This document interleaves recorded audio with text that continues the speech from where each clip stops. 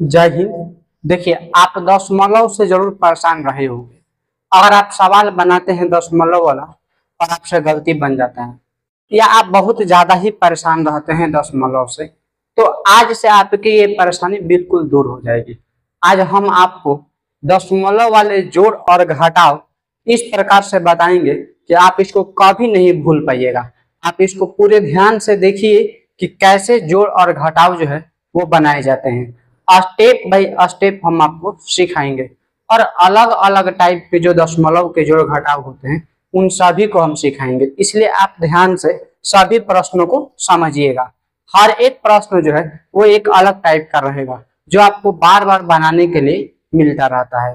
देखिए, हम लोग सिंपल पहले एक लेते हैं कि वो कैसे बनाया जाएगा। जैसे मान लीजिए कि 2.35 प्लस 6.53 रहेगा, ठीक है। 2.35 प्लस 6.5 और 3 है। आपको इसको जोड़ना है, तो आप कैसे जोड़ेंगे? ये बहुत ही सिंपल जोड़ है। आप क्या काम करेंगे कि सबसे पहले इसको नोट कर लेंगे, 3 और 5। 2.35 नोट हो गया। दूसरे वाले स्टेप को जब आप लिखेंगे तो दूसरे वाले स्टेप को लिखते समय दशमलव सबसे पहले लिखा जाएगा। तो यहाँ पर हम लोग सबसे पहले लिख लेते हैं क्या? दशमलव। और अब इसके बाद दशमलव के बाद अंक है 5 और 3, और दशमलव से पहले जो अंक है 6, वो दशमलव से पहले, यानी कि जो दशमलव से राइट साइड के तरफ होगा, ठीक है, राइट हैंड के तरफ होगा, दाया तरफ रहेगा, उसको दाया लिखेंगे। और जो लेफ्ट हैंड के तरफ रहेगा, बाया साइड में रहेगा, उसको बाया लिखेंगे। और आप इसको सिंपल ऐड कर दो, 5 और 3 8, यहाँ पर 8, 6 2 8 हो जाएगा। तो यह एक सिंपल जोड़ था। अगर मान लो कि आपको घटाव भी दिया रहेगा, सिंपली ऐसे घटाना रहेगा, ठीक है। जैसे एक क्वेश्चन ले लेते हैं घटाव का 1 नंबर। मान लो कि 5.72 माइनस 3.1 और 2 दिया हुआ है। 5.72 में से 3.12 आपको घटाना है। तो ये सिंपल घटाव है, इसको आप ऐसे ही लिख लीजिए। आप लिख दीजिए 5.7 और 2।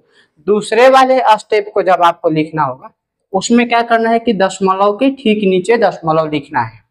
और उसके बाद दशमलव से इधर जो भी अंक है 1 और 2 लिख देंगे, और इधर जो भी अंक है 3 ये लिख देंगे। और अभी आप यहाँ पर लगा दीजिए माइनस। और आप जब घटाओगे, 2 में से 2 घटाओगे 0, 7 में से 1 घटाइएगा तो यहाँ पर 6, और ये आपका हो गया 2, यानी कि 2.60। तो यह एक सिंपल था जोड़ और घटाव। कभी कभी क्या रहता है कि दशमलव के बाद जो अंक हैं वो बराबर नहीं रहते हैं, कम बेसी रहते हैं। तो उसको कैसे बनाया जाएगा, आइए हम लोग उसको भी सीखते हैं। जैसे मान लीजिए कि आपके पास एक प्रश्न रहेगा, 9.25 प्लस 7.357, 7.357, ऐसा आपके पास एक प्रश्न हो गया। तो आप क्या काम करेंगे कि इसको अब ऐसे ही लिख लीजिए, 9.2 और 5, 10 का 10 लिख लीजिए। अब अगले वाले को लिखते समय दशमलव के ठीक नीचे दशमलव लिखना है, और दशमलव से इधर जो भी अंक है उसको उधर ही लिखेंगे। तो देखो, ये दशमलव है और इसके इधर के अंक 3 5 और 7 है, तो 3 5 और 7 लिख लेंगे। और इधर जो अंक है 7, इसको नोट कर लेंगे।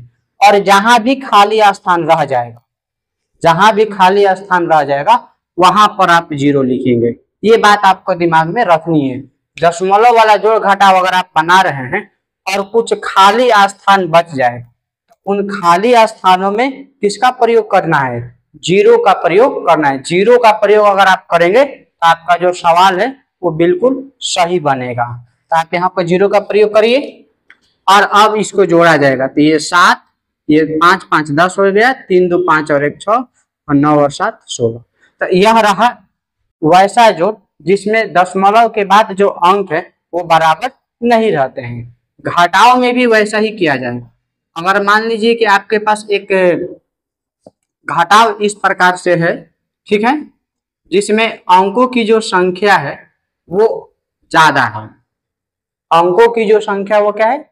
दशमलव के बाद सेम नहीं है। तो कैसे बनाया जाएगा? तो पहले वाले को आप वैसे लिख लेंगे, 87.31, ये आपका हो गया। इसके बाद आपका क्या काम है कि दशमलव के ठीक नीचे दशमलव लिखना है, और लेफ्ट हैंड की तरफ जो अंक है वो लेफ्ट साइड में, और राइट साइड में जो अंक है उसको राइट साइड में लिखना है। चलिए ये काम किया जाए। तो दशमलव के ठीक नीचे इधर राइट साइड में आपका 1 0 और 2 हो गया, और लेफ्ट साइड में 3। अब थोड़ा ध्यान से देखिए तो इसमें कोई ऐसा है क्या जहां पर अंक खाली रह गया हो? तो आप पाइएगा तो 2 के ऊपर कुछ भी नहीं लिखा है। तो जब कुछ भी नहीं लिखा है ना, तो आप यहाँ पर 0 लगाएंगे। यहाँ 8 के नीचे भी कुछ नहीं लिखा है, 8 के नीचे भी 0 लगाएंगे। और अब आप इसको करिएगा माइनस। तो जब आप माइनस करेंगे तो देखिए ये तो माइनस हो ही नहीं पाएगा, वो इससे हासिल लेगा। तो ये 10 में से 2 घटा दीजिएगा 8। अब ये भी ना 0 हो गया, तो ये 0 हो गया, और ये आपका 2 हो गया, ये 4 और ये 8। तो देखो यहाँ अगर आप लिखने सीख जाते हो केवल, तो सवाल बनाने सीख जाइएगा, क्योंकि सिंपल घटाओ तो आपको आता ही है, सिंपल जो होता आता ही है। बस नहीं आता क्या है, तो दशमलव वाला। तो दशमलव के बाद अगर आप अंकों को सीधा सीधे लिखने सीख जाते हैं तो आपसे गलती नहीं होगी। कई बार क्या होता है कि प्रश्न दशमलव के जो घटाओ में एक में दशमलव रहता है और दूसरे वाले में दशमलव नहीं रहता। ठीक है, आप अक्सर ऐसा सवाल देखते होंगे कि एक वाले में दशमलव दिया हुआ है और एक वाले में दशमलव नहीं दिया हुआ है। तो वैसे प्रश्नों को कैसे बनाइएगा ये यहाँ पर देखते हैं। जैसे मान लीजिए कि आपको हम एक क्वेश्चन देते हैं, यहाँ पर इसको जोड़ना है 3.21, इसके साथ इसको जोड़ना है। तो यहाँ तो दशमलव है, क्लियर दिख गया, लेकिन इसमें दशमलव है ही नहीं, दिख ही नहीं रहा है कहाँ पर दशमलव है। तो ऐसे सिचुएशन में आप क्या करेंगे? तो देखो भाई, जिसमें दशमलव नहीं दिया रहता, ठीक है, उसके लास्ट डिजिट के बाद, ठीक है, दशमलव समझा जाएगा, यानी कि अंतिम अंक के बाद दशमलव समझाएगा। मतलब यह हुआ कि यहाँ 2 के बाद दशमलव समझेंगे। किसके बाद दशमलव समझेंगे? 2 के बाद, यहाँ पर दशमलव समझेंगे। तो हम इसको लिख लेते हैं 5 3 2, और दशमलव यहाँ पर लिखेंगे, क्योंकि किसी भी संख्या के अंतिम में दशमलव रहता है। और अब आप क्या करेंगे कि यहाँ पर दशमलव के ठीक नीचे दशमलव लिखिएगा, और अब इसके बाद के अंकों को लिखिए 2 5 2, और इधर के अंक 3। अब फिर से एक बार वही प्रोसेस कि जो भी स्थान खाली रह गया है, जो भर नहीं पाया है, ठीक है, उसको हम लोग 0 लगा करके पूरा करेंगे। तो 0 लगा करके आप इसको पूरा कर दीजिए। तो यहाँ पर आपको लिखना होगा 0, यहाँ भी 0 और यहाँ भी 0, इधर भी 0 लगा दीजिए। और अब आप इसको सिंपल सा जोड़ करिए, ये 2 5 2, और यहाँ पर हो गया दशमलव, 3 और 2 जोड़िएगा तो 5, ये 3 और ये आपका हो गया 5। तो आप उन प्रश्नों को भी जोड़ना सीख गए हैं जिसमें एक में तो दशमलव रहता है लेकिन एक में दशमलव नहीं रहता है। चलिए इसी चीज को हम लोग घटाव के ऊपर भी लागू करते हैं। क्या सब्ट्रैक्शन भी इसी तरह से बनेगा? तो जी हाँ, सब्ट्रैक्शन भी इसी तरह से बनेगा। जिसमें दशमलव नहीं दिया है उसके अंतिम वाले में हम लोग दशमलव समझेंगे। जैसे एक मान लो कि हम क्वेश्चन लेते हैं यहाँ पर, जैसे मान लो 57 से तुमको 3.2 और 7 माइनस करना है, ठीक है। आप इसको कैसे माइनस करिएगा? तो आप यहाँ पर लिख लीजिए 57, और इसके बाद आप क्या समझिए? दशमलव समझिए। और दशमलव के ठीक नीचे आपको क्या लिखना है? दशमलव लिखना है। इसके बाद आपको 2 और 7 लिखना है, और इधर आपका 3 होगा, इधर 0 इधर 0, यहाँ पर भी 0। और अब आप यहाँ पर क्या कर लीजिए? माइनस कर लीजिए। तो इधर आप 0 में से तो माइनस कर नहीं सकते हैं, तो वो इससे हासिल ले लेगा। तो 10 में से 7 घटा दीजिएगा तो यहाँ पर हो गया 3, और ये अब हासिल दे चुका था तो ये तो 9 हो जाएगा। 9 में से यहाँ पर घटा दीजिएगा और 2 घटा दीजिएगा तो यहाँ पर 7 और दशमलव, इन सबको हासिल ये 7 ही किया था, तो ये 7 जो है वो 6 हो जाएगा। इसमें से 3 घटा दीजिएगा तो 3, और इधर आपका हो गया 5। तो अब आप जोड़ और घटाव दोनों वैसा सीख चुके हैं जिसमें कि एक में दशमलव रहेगा और एक में दशमलव नहीं रहेगा। एक और भी जोड़ होता है, जैसे मान लीजिए कि दूसरे वाले स्टेप में दशमलव नहीं दिया है, ठीक है। घटाव में ऐसी प्रक्रिया नहीं रहती, लेकिन जोड़ में रहती है कि दूसरे वाले पहले वाले स्टेप में तो दशमलव रहेगा लेकिन दूसरे वाले स्टेप में दशमलव नहीं रहेगा। आप उसको कैसे बनाओगे। जैसे मान लो कि आपको इस प्रकार का जोड़ दिया गया है, ये आपको जोड़ना है, ठीक है। 3.52 प्लस 582 इसको आपको जोड़ना है। तो पहले वाले में तो दशमलव है लेकिन दूसरे वाले में नहीं है। इस प्रकार के प्रश्न घटाव में नहीं रहता, क्योंकि इधर दशमलव नहीं रहेगा तो ये बड़ा हो जाएगा ना, फिर वो माइनस में आ जाता है, तो वो माइनस प्लस वाला कंसेप्ट में चला जाएगा, दशमलव के कंसेप्ट से वो बाहर हो जाएगा। तो आप इसको कैसे बनाइएगा, तो इसको भी सिंपल इसी तरह से बनाना है।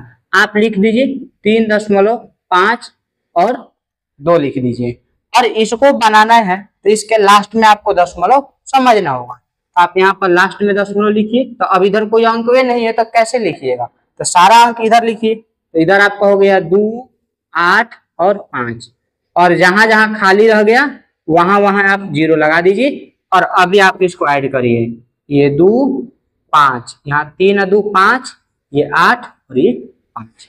तो इस तरह से वैसे दशमलव वाले जोड़ घटाव जिसमें आप काफी दिन से परेशान थे, आपकी परेशानी बिल्कुल दूर हो गई है। आप क्या काम करेंगे कि इसी पर 4-5 को दशमलव वाले जोड़ घटाव जो है वो बना लीजिएगा, जिससे आपका प्रैक्टिस हो जाएगा। अगर आपको वैसे प्रश्न नहीं मिल पाते हैं तो आप इन्हीं सभी प्रश्नों को एक बार लिख करके बनाइएगा और आप इसको देखिएगा कि आपका आंसर आया है कि नहीं आया। सिर्फ लेक्चर देखने से या वीडियो देखने से आपको सीखने को नहीं मिलेगा।